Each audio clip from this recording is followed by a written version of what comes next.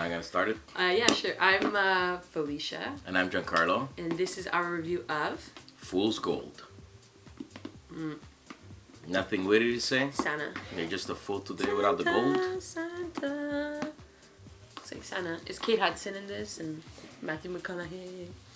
How do you go from Santa to Kate Hudson? There was a movie Like, I don't called- understand you. There Like, was a I don't movie understand in called- your brain. He looks He like did Santa. Santa did Cadillac commercials. He looks like Santa. And Matthew McConaughey and Kate Hudson did a movie called Fool's Gold a few years back. They did? Yes. Well then, So I that stand corrected. Exactly. You Now don't even stand know and what correct that means. You see, I knew it. Now stand and be corrected. Fool's Gold will have players send out prospectors in the Old West of 1848. Make sure to have the most points at the end of the 5th round, but be careful you don't get stuck with only Fool's Gold. On the board, you'll have the shuffled decks in their respective piles, along with the blue prospecting dice in the center. Each player will choose a screen and will receive minors of that color based on the number of players. In this 3-player review, they'll all start with 4 minors, as well as 5 coins behind it. The 4 minors will be placed on one of each of the year space from 1850 to 1853. Randomly choose a first player and give him the start player token, and you're ready to play. Each round represents a year and is made up of 2 phases, prospecting phase and mining phase. In the prospecting phase, we begin with the start player rolling all 10 prospective dice and placing them in their respective space. All 6s rolled remain in the center. These are wild dice. Any doubles will be placed on the next higher space and so on. The more dice show in any region, the more possible rewards will be mined there in the next phase. Once done, the active player will choose one action to play and play passes clockwise. Actions are all listed on the inner left flap of each player's shield. Let's look at these from top to bottom. A player may decide to place a miner on an available mine space. He must, however, pay in coins the number written on the space he wants to be on. Coins are never returned to the pool. It simply is put in front of the player's shield. The second possible action is to place a wild dice. To do so, you must place it in the lowest available space in any area. The cost to place a die there is 1 coin for each current die in that area. Again, coins go in front of your screen. The third possible action you can perform is to place a miner in front of your screen to take back 3 of your coins. The last action you can take is to pass.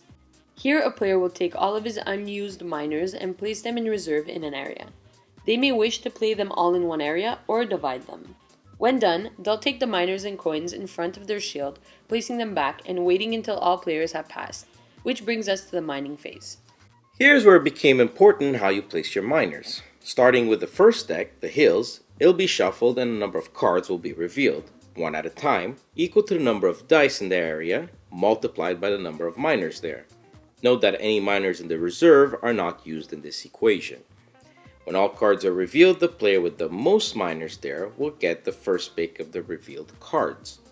For this equation though, miners in reserve are counted. Should there be a tie, priority for choosing a card is based on placement from top to bottom.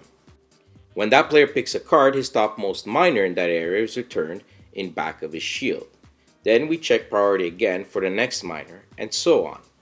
Note that miners in the reserve do not take actions there. Let's take a look at these area cards. There are 5 types of cards: gold, gems, silt, foul weather, and false alarm. Gold is simply victory points you get at the end of the game. Careful though, because the area in which you have the most gold total will be worth nothing, as it is fool's gold. So make sure you diversify your gold from area to area. Gems will be worth a certain number of victory points according to how many you have. Basically, it's set collection. You cannot claim a gem card if you already have it of that type. Silt is not only worthless, but you can never take these cards. Foul weather, when drawn, will make you draw 1 less card from the total you're supposed to draw. And lastly, false alarm will have you take all of them, the gem cards and the gold cards, shuffle them face down, and a random card will be placed under the deck for each false alarm revealed. The remaining cards are turned face up, and the mine phase continues. Card distribution is also displayed in the back of the shield for all the areas. Should your turn to pick in that area be less than favorable for you, you have 2 other options. You can take your miner back and gain 2 coins from the pool for better usage in the coming years, Or you might want to lay down your miner and see if you get lucky for winter. When all areas are taken care of, we move on to winter. First, all cards revealed in all areas are placed under the deck. Do not shuffle these. Then, starting with the first area which has a miner sideways, the player with the lowest priority there rolls the winter die. This number will tell you how many cards from that area are revealed. Then, again by priority, players will choose a gem or a gold card.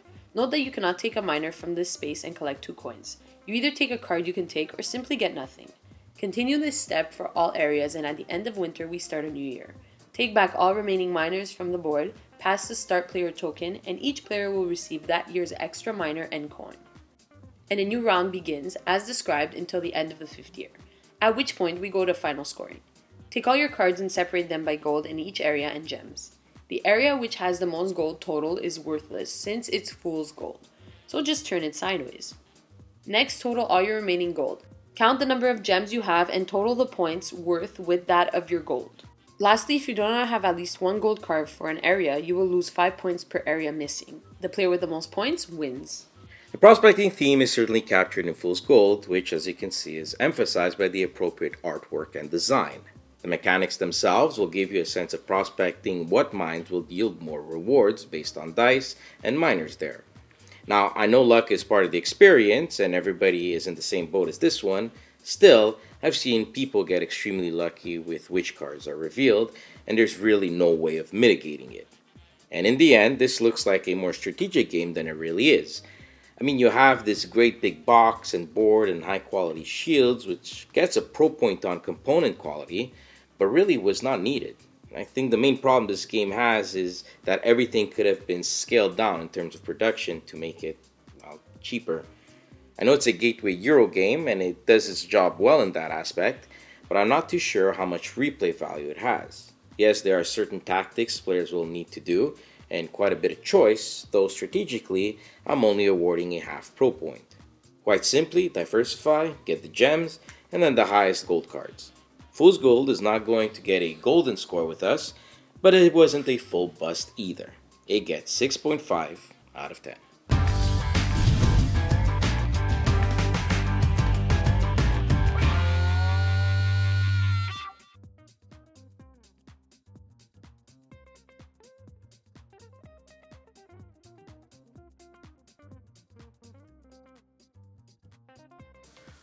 And basically you're... Little purple man.